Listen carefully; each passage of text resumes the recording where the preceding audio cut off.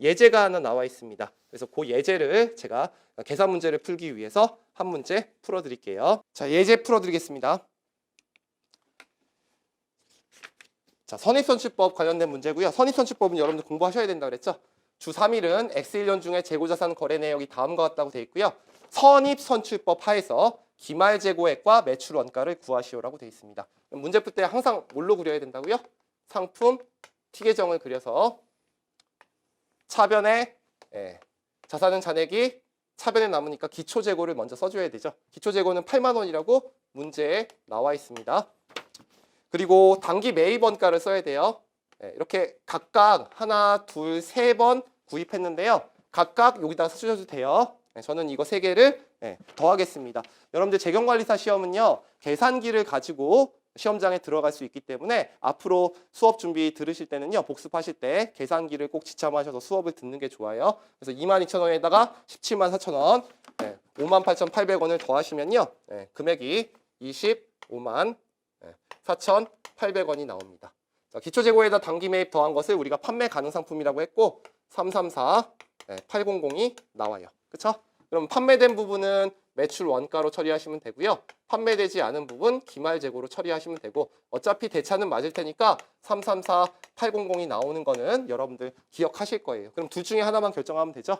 자, 뭘 먼저 결정해도 상관없습니다. 먼저 들어온 게 먼저 팔렸다고 가정하는 거니까. 근데 기말재고를 먼저 구하는 게 훨씬 더 쉬워요. 왜 그러냐면 자, 먼저 들어온 게 먼저 팔렸잖아요. 지금 4월 12일 날 800개가 팔렸잖아요. 그럼 요거 팔린 거죠. 요때 팔린 거 200개 남네요. 그럼 요거 끝났어. 그리고 900개가 팔렸죠. 그럼 900개 팔렸으면 요거 팔렸죠. 그럼 700개 남아요. 요거 팔렸죠. 그럼 500개 남아요. 그럼 500개에서 요거 빼주시면 요거 700개 남죠. 그럼 700개 남은 것은 145원을 곱해주고 나머지 매입한 거는 400개는 147원을 곱해주면 되는 거죠. 그래서 여러분들 계산하시면 저걸로 계산하시면 여기 700개는 145원이고 나머지 400개는 147원이다. 그럼 기말재고 구할 수 있겠네요. 그래서 요거 구하시면 106,300이 나오는 거고요. 여기서 요걸 빼시면 금액을 구할 수 있고 174,500을 구할 수 있습니다. 요걸 먼저 구하셔도 돼요. 어쨌든 답은 똑같이 나올 겁니다. 그래서 여러분들 요거나 요거 둘 중에 하나 푸는 문제 나오니까 여러분들이 준비를 하시면 됩니다. 자, 똑같은 문제가 뒤에 총평균법과 이동평균법으로 한번 구하여라. 그 문제가 있어요. 그래서 그 문제도 한번 풀어드릴게요.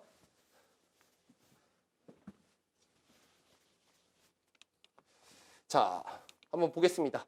주 3일은 X1년 중에 재고자산 거래 내역은 다음과 같다고 돼 있어요. 자, 자료는 완전히 똑같습니다. 금액 똑같은 거 보이시죠?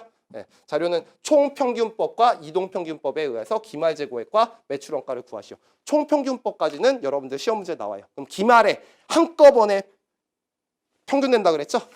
그럼 기말에 한꺼번에 평균 내야 되니까 우리가 평균 단가를 구해야 돼요. 그렇죠? 기말재고와 매출원가 구할 때. 자, 수량부터 한번 계산해 볼까요? 요게 매출 수량이 1,700개고요. 총 22,800개가 있었는데 매출 수량이 1,700개니까 기말재고가 1,100개입니다. 그래서 요게 1,100개고 1,100개고 요게 1,700개라는 건 아는 거고 여러분들이 뭘 구하면 돼요? 평균 단가만 구하면 되는 거죠. 뭐 평균 단가는 쉽게 구할 수 있잖아요. 요거 전체 단기의 총 기초 재고와 단기 매입 수량을 합친 판매 가능 수량을 전체 수량으로 나눠주면 되죠. 총평균법이니까 한꺼번에. 금액 알고 있잖아요. 334800. 334800을 총 합친 2,800개로 그냥 평균 한번 내주면 됩니다. 됐죠? 그럼 요거 계산을 하면요. 계산식이 좀 지저분한 숫자가 나와요. 119.57 뒤에 숫자가 막 나오는데 반올림 한 거예요. 그러면 여기에 119.57을 넣어줍니다. 그럼 넣어주시면 여기 얼마 나오냐면 131.527이 나옵니다. 됐죠? 한 개를 구했으니까 나머지는 여기서 요거 빼줘서 요거 구하면 되는 거죠. 아니면 평균 단가니까 어차피 이쪽도 단가를 똑같이 써야 된다. 그러면 요 금액이 얼마 나오냐면 203, 269가 나옵니다. 저한테 질문하시는 분이 있어요. 어떤 질문을 하시냐면 요거 두 개 더하면 요게 안 나옵니다. 안 나와요. 왜 안 나오냐면 여기 뒤에 뒤로 쭉 가는 숫자거든요. 끝이 안 나는 숫자. 제 개그. 무리수예요. 그래서 무리수기 때문에 약간의 단수 차이가 좀 발생합니다. 단수 차이는 그냥 여기서 요거 빼준 걸로 조정하시면 되는 거예요. 그래서 실제로 우리 해답은 203, 273으로 얘기하고 있고 단수 차이가 한 4원 정도 난다. 그렇게 생각하시면 돼요. 이 정도는 여러분들 시험 문제 풀 수 있어야 돼요. 그래서 이 평균 단가 구하는 거 절대 잊으시면 안 됩니다. 전체 금액을 수량으로 나눠주면 됩니다. 이렇게 하면 총평균법은 계산이 됐어요. 자, 요거 말고 이제 이동평균법 계산하는 거 알려드릴게요. 자, 이동평균법은요 좀 계산이 복잡해요. 왜냐면 중간중간에 계속 평균을 내야 되거든요. 그래서 제가 T계정을 여러분들이 이해하기 쉽게 좀 그려놓을게요. 지금 어떻게 된 거냐면 1월 1일 날 저는 기초재고 1000개가 있었어요. 1000개. 그리고 금액은 8만 원이었죠. 그 다음에 요때 판 게 하나도 없어요. 그래서 3월 15일 날 매입을 했어요. 200개만큼 매입을 했습니다. 그리고 요게 22,000원이에요. 자, 요 상태에서 이제 팔린 게 하나 생겼죠. 4월 20일 날 800개가 팔렸잖아요. 그래서 4월 22일 날 매출이 됐고 800개가 팔렸습니다. 그럼 여러분들 매출 원가를 구하려면 여기서 평균 단가를 구해서 여기다가 이제 매출 원가를 구하셔야 돼요. 요때 이제 평균을 낸다는 거죠. 팔릴 때마다 평균 내니까 요거 갖다 평균 내야 돼요. 그러면 8만 원 플러스 22,000원. 이게 매입 총 수량, 기초 재고랑 지금까지 매입한 금액의 수량, 단가. 그 다음에 요거 두 개 나눠주면 여기가 1200개가 되는 거죠. 1200개. 그러면 평균 단가가 나옵니다. 그래서 요거 계산하시면 요게 얼마 나오냐면 85원이 나오거든요. 그래서 여기다가 85원을 집어넣어 주는 거예요. 한 번 평균 냈죠. 그러면 요 금액이 얼마 나오냐면 68,000원이 나와요. 그래서 첫 번째 매출 원가 하나는 구한 거예요. 그런 다음에 우리가 5월 16일 날 또 매입합니다. 근데 요때 뭘 구해야 돼요? 여기까지의 상품의 잔액을 구해야 돼요. 1200개가 있었는데 800개가 빠졌죠. 그럼 여기에 잔액이 있는 거예요. 4월 22일 날 몇 개가? 400개가. 그리고 이 단가는 아까 85원으로 계산이 됐죠. 그러면 400개에다 85원을 곱하시면 34,000원의 재고가 하나 있는 거예요. 여기까지 구해놔야 돼요. 그런 다음에 단기 매입을 하죠. 단기 매입은 몇 개를 했다? 1200개를 했고 거기 금액이 17만 4,000원이다. 이 상태에서 또 물건을 하나 팔게 되죠. 9월 18일 날 900개. 그래서 9월 18일 날 900개를 팔게 됩니다. 그럼 이 상태에서 또 평균을 내야 돼요. 그러면 요것과 요것과 요것을 평균 내는 게 아니죠. 잔액이 요거 있으니까 요거 두 개 가지고 평균 내서 요 단가를 구해야 돼요. 그러니까 평균 내실 때 34,000원 플러스 174,000원을 400개와 1200개로 나누시면 또 평균이 나옵니다. 요거 계산하시면 잔액 떨어지네요. 130원. 그러면 130원 계산을 하시고 요거 계산하시면 요게 11만 7,000원이 나옵니다. 그래서 요것도 매출 원가로 계산하셔야 되죠. 그런 다음에 또 뭘 구해야 돼요? 잔액을 또 구해야 되죠.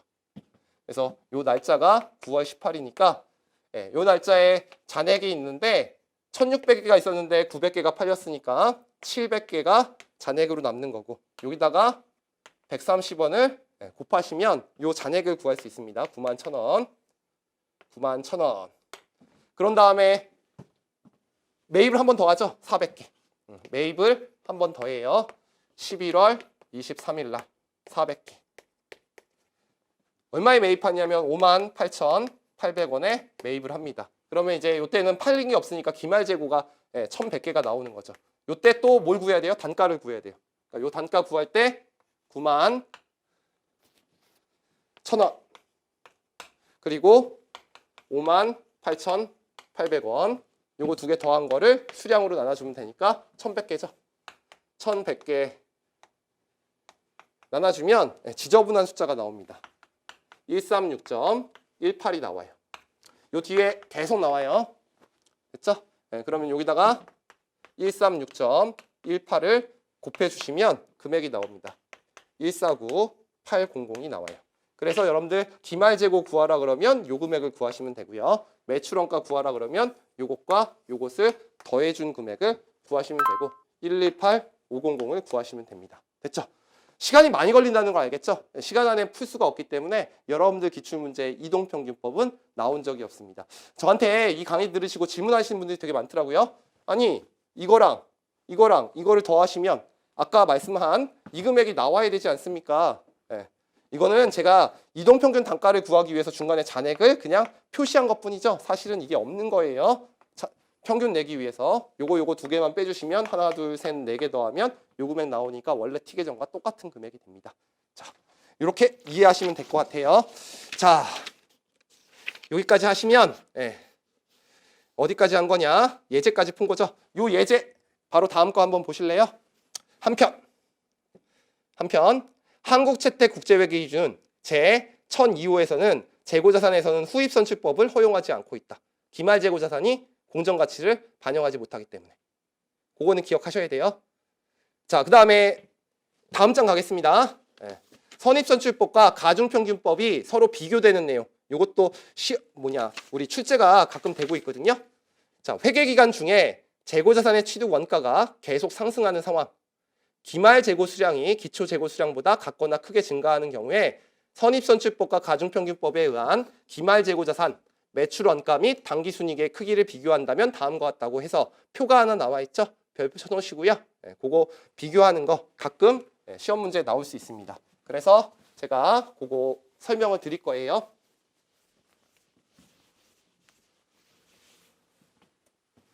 자, 상황이 어떤 상황이냐면 이제 상호 비교하는 건데 일단 첫 번째는 요 가정이 있어야 돼요. 물가가 상승되는 상황이 있어야 됩니다. 두 번째는 기말 재고 수량과 기초 재고 수량을 비교했을 때 기말 재고 수량이 기초 재고 수량보다는 커야 돼요.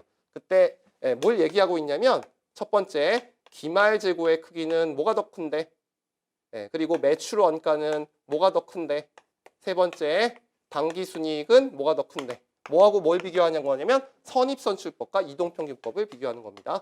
선입선출법과 이동평균법 평균법이에요.